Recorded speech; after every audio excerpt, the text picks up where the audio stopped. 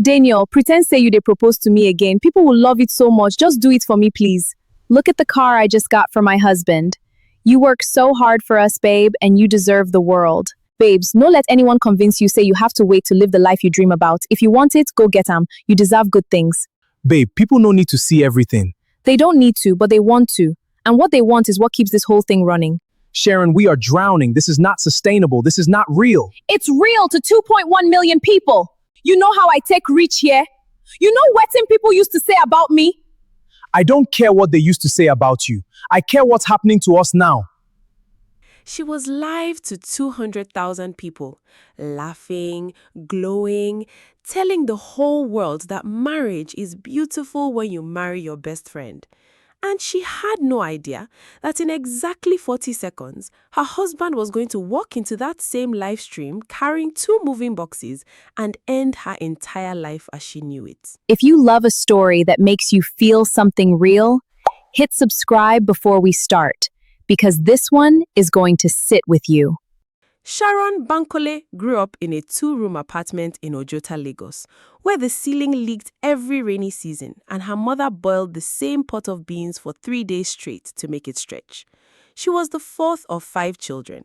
Her father drove a commercial bus until his knees gave out, and after that, he mostly sat outside their compound listening to the radio and pretending he wasn't ashamed. Sharon was smart. She was beautiful in a way that made market women stop and stare when she was still in primary school. But being smart and being beautiful did not put shoes on her feet, and by the time she got to secondary school, everyone around her had noticed exactly what she did not have. Her school uniform was 2 sizes too big, bought that way, on purpose so it would still fit 3 years later. Her sandals had a strap that kept snapping, and she learned to tie it back together with black thread so fast that nobody would catch her doing it. She carried a small Nokia phone with a cracked screen, the kind of phone that made the other girls laugh behind their hands whenever she brought it out to check the time. There was a girl in her class named Vivian Okwara. Vivian's father owned 3 petrol stations. Vivian wore Skechers to school, even though it was against the rules, because rules were for people who couldn't pay the fine. Vivian had a way of looking at Sharon, not with hatred, that would have been simpler, but with a kind of amused pity, like Sharon was a stray dog that had wandered into a birthday party. Sharon, is that the same skirt from JSS 1? God, some people's parents just don't try. The class laughed. Sharon laughed along because laughing along hurt less than staying silent. But that night, she sat on the edge of the bed she shared with her younger sister and cried without making a sound because her mother had enough to carry. By the time she got into university, a federal university in the Southwest, on a partial scholarship she fought hard for, the pattern had only gotten worse. Roommates who owned 3 different perfumes rolled their eyes when she borrowed body spray before lectures. Boys who liked her secretly never approached her publicly because dating the poor girl would cost them status they weren't willing to spend. She watched girls with half her results get invited to brand ambassador programs, get flown out for influencer weekends, get proposed to by men in Range Rovers simply because they looked like money, whether or not they had any. Sharon began to understand something that would shape the next 10 years of her life, something that felt less like an opinion and more like a law of physics. People do not respect who you are. They respect what you appear to have. An appearance, she was slowly realizing, could be borrowed. The moment that changed everything happened in her final year, almost by accident. Her roommate, Nkechi, had just bought a Chanel handbag. Not an original, she admitted later, laughing. A very expensive first-class replica from a contact in Aba, but it looked flawless in photographs. Nkechi was traveling home for the weekend and left it on the shelf. Sharon was alone in the room on a Saturday afternoon, scrolling through Instagram, watching girls she went to secondary school with post pictures from Dubai, from spas, from restaurants with white tablecloths, each caption dripping with soft, self-satisfied gratitude. God has been so good. Never thought I'd be here. Captions that were really just a different way of saying, look at what I have that you don't. She picked up the bag. She told herself it was just for fun. She put on the one good dress she owned, a navy bodycon her aunt had sewn for her sister's wedding, borrowed a friend's heels down the hall, and stood against the white wall of their hostel room, with the afternoon light hitting her at an angle that made her skin look like it had been lit from inside. She took 30 photographs on Nkechi's phone, because Nkechi's phone had a proper camera, picked the best 4, edited them with a free app until the lighting looked like a magazine shoot, and posted it with a caption she barely thought twice about. Some Saturdays you just have to treat yourself. Diamond. She had 412 followers at the time, mostly relatives and old classmates. By Monday morning, the post had 11,000 likes. She did not understand it at first. She kept refreshing, certain it was a glitch. Comments poured in from strangers. "You're stunning. Where is this bag from? I need one." Confirmed rich girl energy. And messages started arriving in her DMs from people she had never met. Boys offering to take her out, girls asking to be her friend, a small skincare page asking if she'd like to collab. For the first time in her entire life, Sharon Bankole was not invisible. She was wanted. Something shifted in her that week, quietly, permanently, the way a small crack in a wall doesn't look dangerous until years later when the whole structure gives way. She began to understand that the camera did not care about her father's knees or the beans that had to last 3 days. The camera only cared about the 4 seconds someone spent looking at a photograph before scrolling on. And in those 4 seconds, she could be anyone she wanted. She started small. She borrowed clothes from 3 different friends and photographed herself in each outfit only once so no one would notice the rotation. She found a boutique hotel in Lekki that let influencers take photos in the lobby for free in exchange for a tag, and she photographed herself there so often, the staff began to recognize her and wave her past reception without asking questions. She learned the specific bend of a wrist that made a cheap watch look expensive in photos. She learned that a rented car, photographed at the right angle in front of the right gate, could convince 80,000 strangers that it was hers. She graduated from university with a second-class upper degree in mass communication and 43,000 Instagram followers. And by then, she had already made a decision, quietly, without telling anyone, not even her mother. She was never going back to being looked at the way Vivian Okwara used to look at her. Never again.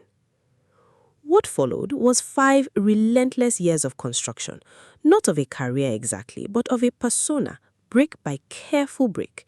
She learned which luxury rental companies in Lagos would let content creators borrow designer bags for 24 hours for a fee far smaller than the bags were worth. She learned which serviced apartment in Victoria Island offered content packages, 4 hours of access to a beautifully furnished penthouse, just long enough to shoot a month's worth of material. She learned how to negotiate hotel stays in exchange for tags, how to time a caption so it read like an ordinary Tuesday rather than a rare engineered event, how to make borrowed things look owned and owned things look effortless. She rebranded herself. Sharon Bankole opened a new page under the handle at Instagram Queen. Bold, unmissable, the kind of username that made a promise before anyone had even seen a single photograph. Her bio read, "Living my best life. Lagos, DM for collabs." Nothing in it was a lie exactly. Nothing in it was the truth either. By the time she turned 26, she had 1.8 million followers, and the internet had given her a nickname that stuck to her like a second skin, the Instagram Queen. It was in the middle of this manufactured glow, at a brand event for a hair care line she'd been paid to promote, that Daniel Osifo met.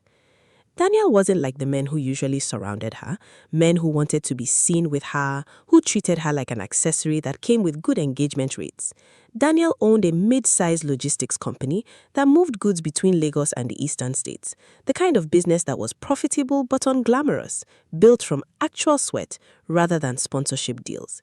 He wore the same 3 shirts on rotation and didn't own a single item anyone would call designer. He came to the event because his cousin was the event planner, not because he cared about influencers. He found Sharon sitting alone near the drinks table, having stepped away from the noise for a moment.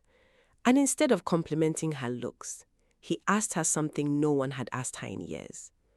"You look tired behind all that smiling. Is this fun for you or is it work?" Sharon almost laughed it off with a rehearsed line, but something about the plainness of the question, the lack of performance in it, made her answer honestly, almost by accident. "It's work," she said. "Nobody's ever asked me that."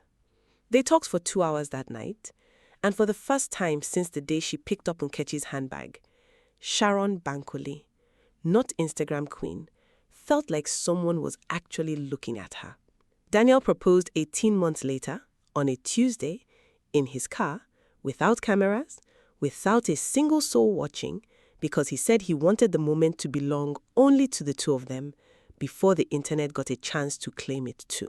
Sharon cried real tears that day, the first real tears she had cried in years, that went from exhaustion or shame. For the first year of marriage, they were, by any honest measure, happy. Daniel's business was steady, Sharon's platform was thriving. They lived in a modest 3-bedroom duplex in Ikeja that Daniel had bought outright before they married, paid for with actual profit instead of borrowed shine. And for a while, Sharon let herself simply live in it without turning every corner of it into content. But the applause never stopped calling to her. It started small, the way these things always do. A brand wanted a husband and wife content package for Valentine's, surprise gestures, staged breakfast in bed, a candlelit dinner shot from 4 different angles. And the campaign performed so well that 3 more brands came asking for the same thing. Daniel went along with it at first, a little embarrassed, mostly amused, telling himself it was just a season, that Sharon would eventually tire of it. She did not tire of it. She grew hungrier. She began pressuring him to participate in things he had no interest in. A fake proposal reenactment on their first anniversary, filmed for the aesthetic, even though they were already married. A trip to Zanzibar they could not afford, financed on a credit facility Sharon opened without telling him, justified in her mind because the trip would pay for itself in brand deals. A rented Range Rover parked outside their house for exactly 6 hours, so she could film herself surprising him with a car he never actually received. Babe, people don't need to see everything. Daniel said, one night, watching her edit a video of a dinner they'd had that same evening. A dinner that had actually ended in an argument about money, now transformed by lighting and captions into a scene of tender devotion. They don't need to, but they want to. And what they want is what keeps this whole thing running. This whole thing is supposed to be our marriage, Sharon, not a business. She did not answer him. She posted the video 40 minutes later. It got 200,000 views by morning, and 3 brands reached out asking to sponsor their couple content going forward. Sharon showed Daniel the messages with an excitement he found harder and harder to match. The debts grew quietly, the way debts always do, in the spaces between the photographs nobody saw. She took a loan from a fintech app to rent a Birkin lookalike for a photo shoot with a fashion page. She took another loan, larger this time, to cover a deposit on a content apartment in Banana Highland for a week because a rival influencer named Chamaka Bells had just done the same, and the comments underneath Chamaka's posts kept comparing the two of them, and Sharon would not, be seen as less than a woman she considered beneath her. When Daniel found the first loan alert on their shared email account by accident, he sat her down at the dining table, the same table she had photographed 11 times in the past 6 months for different home tour content, and asked her, calmly, to show him everything. She did not show him everything. She showed him enough to make the number seem smaller than it was, enough to make it look manageable, a temporary embarrassment rather than the beginning of a collapse. Daniel, who trusted her more than he trusted his own instincts by that point, chose to believe her. If you're enjoying this so far, now's a good time to hit that subscribe button, because what happens in the next part of Sharon's story is the part nobody sees coming, not even Sharon herself. The debts kept climbing for another year, hidden behind an ever more dazzling public performance. This was the paradox that defined Sharon's entire marriage during that period. The worse things got behind closed doors, the more radiant her online life appeared. It became almost mathematical.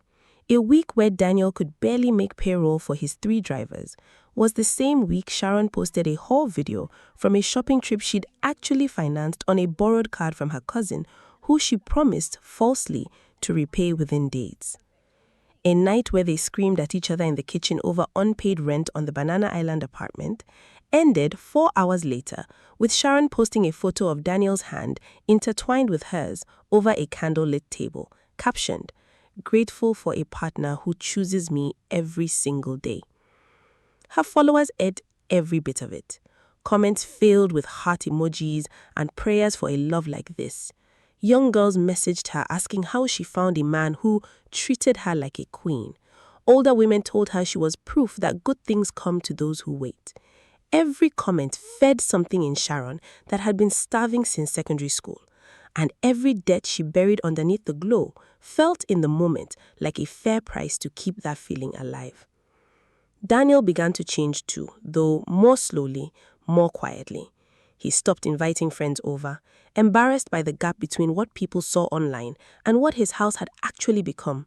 A house with 2 rooms of furniture rented specifically for content and then returned. A house where the refrigerator was sometimes half empty, while the driveway, for 6 carefully photographed hours a month, held cars that weren't theirs. He started sleeping later than her and waking earlier, structuring his days to avoid conversations that always circled back to the same argument. He began, without fully admitting it to himself, to grieve a marriage that technically hadn't ended yet. The businessman in him did the math long before Sharon was willing to. Between the rentals, the loans, the content trips, and a car loan Sharon had taken out in his name without his full understanding of the terms, there were nearly 11 million naira in debt, spread across 4 different lenders, with monthly repayments that had begun eating not just their savings, but the working capital of Daniel's business. He started missing payments to his own drivers. He started selling equipment. He told her all of this more than once in language that grew less patient every time. Sharon, we are drowning. This is not sustainable. This is not real. He told her one night, holding a stack of loan statements he had finally gathered from every account he could access. It's real to 2.1 million people. Sharon Do you snapped know back. what it took? And even as the words left her mouth, she heard how strange they sounded. How far she had traveled from the girl who used to tie her sandal strap with black thread so no one would notice she was poor. 1 million people. Do you know what it took for me to get here? Do you know what people used to say about me? I don't care what they used to say about you. I care what's happening to us now. She had no answer for that. She went into their bedroom, picked up her ring light, and began setting up for a live stream, because the pain of the conversation was easier to bury under an audience than to sit with alone. There was a night, 2 months before the live stream, that Sharon never told anyone about. Not Daniel, not her mother, not even the friends who had known her since university. A man showed up at their gate, just after 9 p.m., calm and unhurried in a way that somehow felt more threatening than shouting would have. He introduced himself only as an agent for one of the smaller lending apps she had borrowed from months earlier, the one that charged interest rates she'd never actually read before clicking accept. "Madam Instagram Queen," he said, using her online name with a faint, unsettling smile, as though he found it amusing that a debt this real was attached to a name that wasn't. "We've sent 4 reminders. The company would like to resolve this quietly, but quiet only lasts so long." He didn't threaten her outright. He didn't need to. He simply mentioned, almost casually, that the company had a policy of informing a borrower's professional contacts when accounts went unresolved past 90 days, and that her brand partners were, technically, listed as professional contacts, given how many of them she'd tagged publicly over the past year. Sharon paid him that night from an account she'd been saving to cover a shoot the following week. Cash pulled together in a panic from 3 different sources, her hands shaking so badly she miscounted the Naira notes twice. She told Daniel she'd stayed up late editing content. It was, in its own way, the first time she had lied to him not to protect an image for strangers, but simply to survive one more day without him finding out how close to the edge they truly were.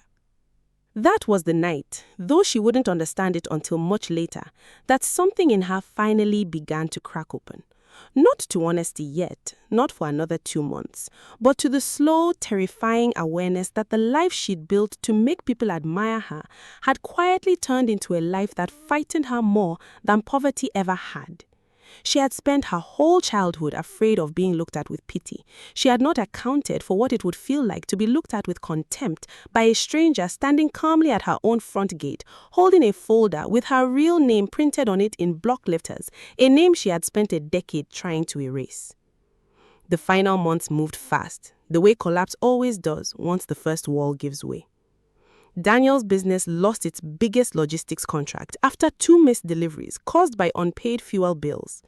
Their landlord, because it turned out the duplex Sharon so proudly featured as their forever home, had, unbeknownst to most of her followers, been quietly remortgaged 18 months earlier when Daniel needed emergency capital, a fact Sharon herself had half forgotten in the constant motion of content creation, sent a notice that the property would be repossessed if the arrears weren't settled within 60 days. 60 days came and went. Sharon spent much of it filming a glow-up series that performed exceptionally well, gaining her nearly 90,000 new followers. While Daniel spent the same 60 days quietly meeting with a lawyer friend, negotiating with the bank, and finally accepting the one outcome he had been trying to avoid. They would lose the house. He told her 3 days before the bank's final deadline. She barely heard him. She was reviewing analytics from a lipstick campaign at the time, and by her own later admission, some small, cowardly part of her simply refused to let the information fully land, because if it landed, she would have to stop, and stopping felt to her more frightening than losing the house itself. Daniel began quietly packing that same week. Not dramatically, not as an ultimatum. He packed the way a man packs when he has already made peace with an ending the other person hasn't accepted yet. Now here's where the story takes the turn nobody who followed Instagram Queen online ever expected. It was a Thursday evening. Sharon had scheduled a live stream 2 days earlier. A Q&A with the Queen, her page had called it, promising followers she would answer their most personal questions about marriage, faith, and success. She believed Daniel was in Ibadan for a supplier meeting. He had told her that morning he would be back Friday night. What she didn't know, what she couldn't have known, because by then they were barely speaking in full sentences, was that the supplier meeting had been cancelled 2 days earlier, and Daniel had spent that time, instead, finalizing a small flat he had quietly rented for himself in Yaba, using money from selling his backup generator and the last of his personal savings account, the one Sharon had never had access to. She went live at 7:42 p.m., seated on the edge of their bed with the ring light glowing gold against her skin, her hair freshly done, wearing a robe that had been gifted to her by a lingerie brand 2 weeks earlier. 211,000 people tuned in within the first 12 minutes. The comments scrolled faster than she could read them. Queen, we love you. How did you know Daniel was the one? Relationship goals, FR, FR. Sharon smiled into the camera. The smile she had practiced so many times, it no longer felt like performance to her. It simply felt like breathing. You guys keep asking me this. She said, laughing softly. Tilting her head the exact way she'd learned made her jawline look sharper on camera. How do you keep a marriage alive? And honestly, babes, it's so simple. You marry your best friend. That's it. That's the whole secret. When you marry someone who is genuinely your friend first, everything else follows. Daniel and I have never... The bedroom door opened. Sharon didn't turn immediately. She assumed it was the house help. She kept talking, kept smiling, kept performing the sentence she had said some version of 100 times before. We've never had a single serious fight in 4 years, honestly, because when you respect each... Sharon. She turned then, and the smile stayed frozen on her face for 1 full second too long, because standing in the doorway, still in his work clothes, was Daniel, holding 2 moving boxes stacked one on top of the other, his jaw tight in a way she had learned over 4 years of marriage meant he had already made a decision and was simply informing her of it, not asking permission for it. The comments kept scrolling under her, oblivious. Oh, is that Daniel? OMG, hi Daniel. Couple goals FR. Daniel, babe, I'm live right now, Sharon said, her voice climbing half an octave. the practiced brightness cracking at the edges. Can we talk after? I'm literally in the middle of... No, Daniel said. We can't talk after, because after, I won't be here. Something in the room went very still, the way air goes still before a storm finally breaks. What are you talking about? Sharon said, laughing, a short, nervous, performative laugh, glancing at her phone screen where the comment section had begun to shift, the excitement cuddling into confusion. Guys, ignore him, he's just... 200,000 people are watching you tell them we've never had a fight, Daniel said, his voice low but carrying, steady in a way that made it impossible to dismiss as a joke. We lost the house 3 weeks ago, Sharon. The bank took it. I've been sleeping in the boys' quarters at my cousin's place for 2 weeks because you were too busy filming a lipstick ad to notice I hadn't slept in our bed. We are 11 million naira in debt because of loans you took out without telling me, some of them in my name, and I am done. I'm not doing this anymore. I'm leaving, and I wanted you to know it from me, not from a lawyer's letter. The comment section exploded. Sharon could see it happening in real time on the small screen propped in front of her, the way a wildfire is visible from a plane before you feel any heat. Hundreds, then thousands of comments per minute, question marks, shocked emojis, screenshots being taken in real time, her name and Daniel's name both trending on Twitter before the stream had even ended because someone, somewhere in that first minute, had already begun recording her own live stream and reposting it. Daniel, please, Sharon said, her voice breaking now, all performance gone, the camera still rolling, still watching, still hungry. Not like this, please, not on camera. Daniel said, and for the first time in the entire conversation, his voice cracked too. I begged you. I told you again and again, stop living for people who don't know you. Start living for the people who love you. You never once listened. So no, this isn't cruelty. This is the only place you ever actually hear anything anymore. He set one of the boxes down at the doorway.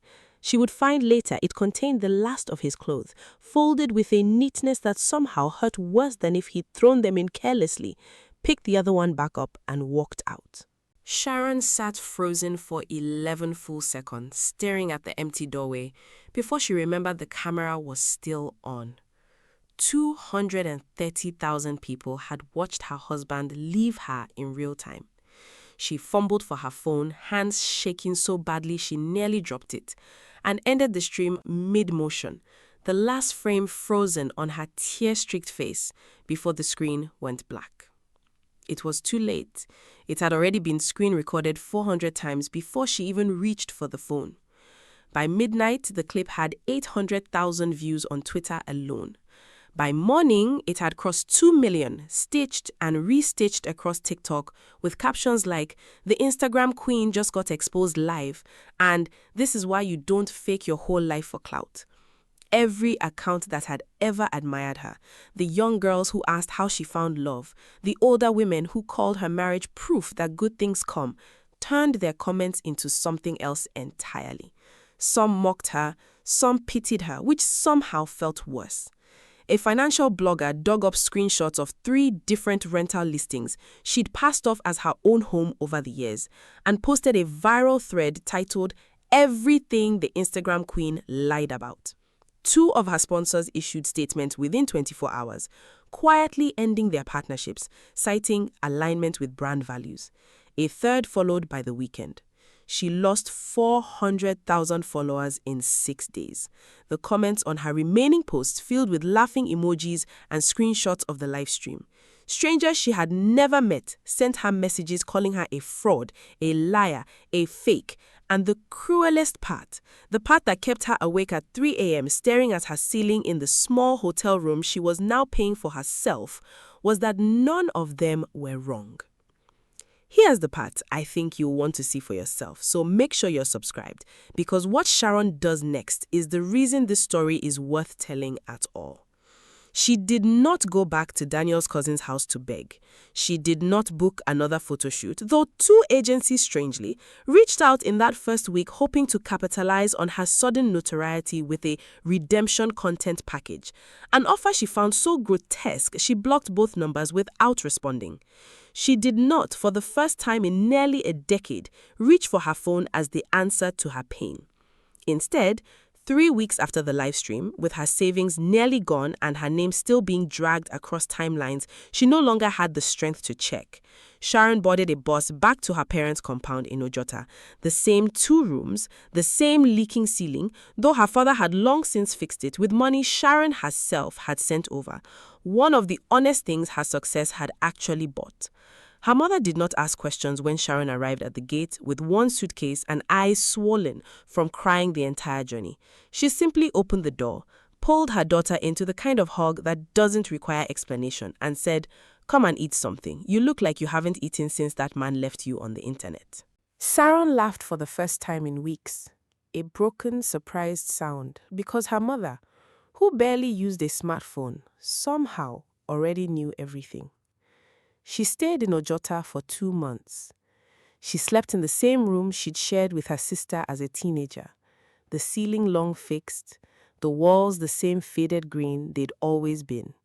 She helped her mother in the small provision shop she'd opened years earlier with money Sharon had sent home during her better years.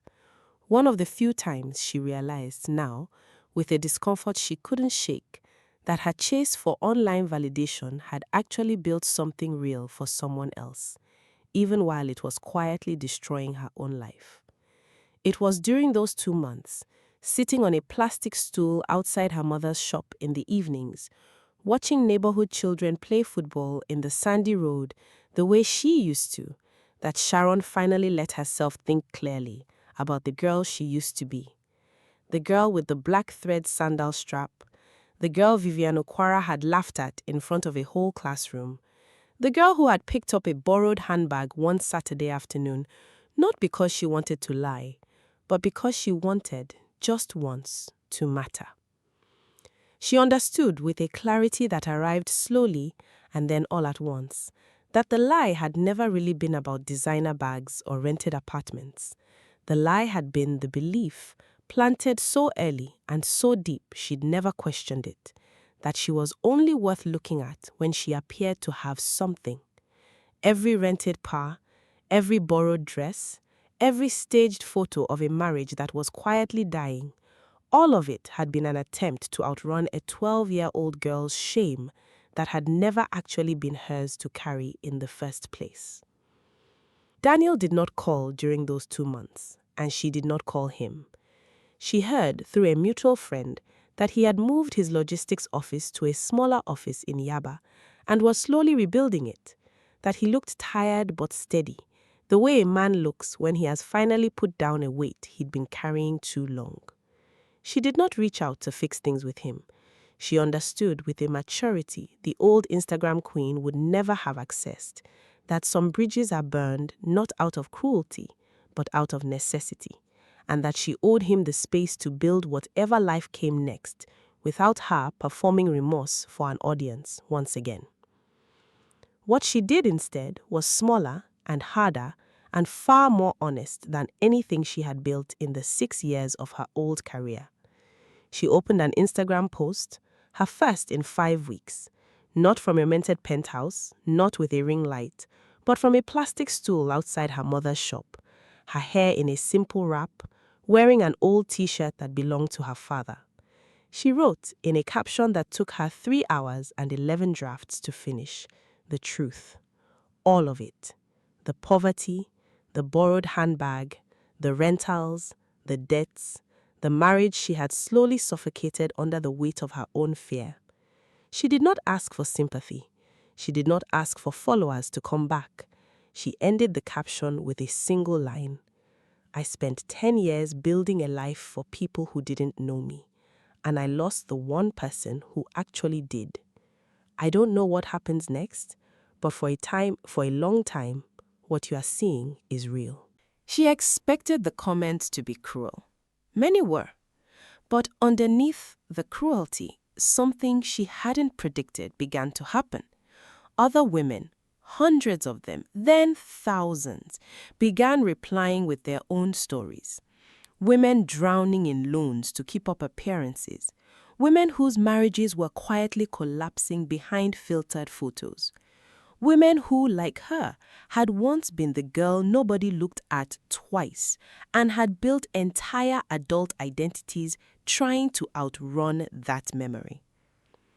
Sharon did not go viral in the old way again. She did not want to. But over the following year, she built something smaller and steadier, a modest online shop selling affordable, well-made clothing for women who couldn't afford designer but deserved to feel good in what they wore. Run out of a rented single-room space in Yaba with money she saved herself. No loans, no rentals, no performance. She posted honestly about the slow, unglamorous work of rebuilding. The days the shop made almost nothing. The nights she doubted whether she'd made the right choice, leaving her old life behind. The quiet, ordinary satisfaction of paying off her final debt 18 months after the live stream that ended everything. There was one more twist waiting for her though, one she never saw coming. And it arrived almost exactly a year after she'd posted that first honest photograph outside her mother's shop. Her small clothing business had grown slowly but steadily by then. Nothing close to the number she used to command as the Instagram queen, but real, hers, unborrowed. She had just moved production into a slightly larger space in Yaba, still modest, still self-funded, when a woman walked in one afternoon to place a bulk order for a boutique she said she was opening in Lekki. Sharon recognized her immediately, even though 12 years had passed and the woman's hair was different now, expensively different, the kind of different that cost real money rather than borrowed shine. Vivian Okwara. The girl who had once asked in front of an entire classroom whether Sharon's skirt was the same one from JSS 1. For a moment, neither of them said anything. Sharon braced herself for the same amused, pitying look she remembered so clearly, the look that had followed her through secondary school like a shadow. But Vivian's face did something Sharon didn't expect. It softened, then flickered with something that looked almost like embarrassment. "I saw the live stream," Vivian said quietly, not quite meeting her eyes. "Everyone did. I actually felt sick watching it, if I'm honest. I kept thinking about how I used to talk to you back then. I never told you I was sorry for that." Sharon studied her for a long moment. The old version of her, the Instagram queen, would have known exactly what to say. Some polished, camera-ready line about forgiveness that photographed well and meant nothing. But she wasn't performing anymore, for Vivian or for anyone, and the truth came out simpler than she expected. "I spent 10 years trying to build a life that would make people like you never look at me that way again," Sharon said. "It nearly destroyed me. So I'm not going to pretend it didn't hurt. But I'm also not the same person who used to cry about it every night. I'm okay now, genuinely." Vivian nodded slowly, and instead of the usual performance of reconciliation, a hug for the cameras, a joint post, the kind of we grew up together content that would once have thrilled the old Sharon, the two women simply talked, honestly, for the first time in their lives, about who they'd each been back then and who the years had made them since. Vivian, it turned out, had built her own boutique from nothing after her father's petrol stations collapsed during a fuel subsidy crisis years earlier, and had spent her own hard seasons learning exactly the lessons Sharon had learned in front of 200,000 strangers. They did not become close friends, but Sharon left that meeting with a bulk order fulfilled, an old wound quietly closed, and a strange, settled feeling she hadn't expected. The realization that the girl who used to make her feel small had been performing too, in her own way, just with a different kind of camera pointed at her. She and Daniel spoke again, eventually, nearly 2 years later, at a mutual friend's wedding neither of them had expected the other to attend. They did not get back together. Some collapses she had learned are not meant to be rebuilt, only understood and released.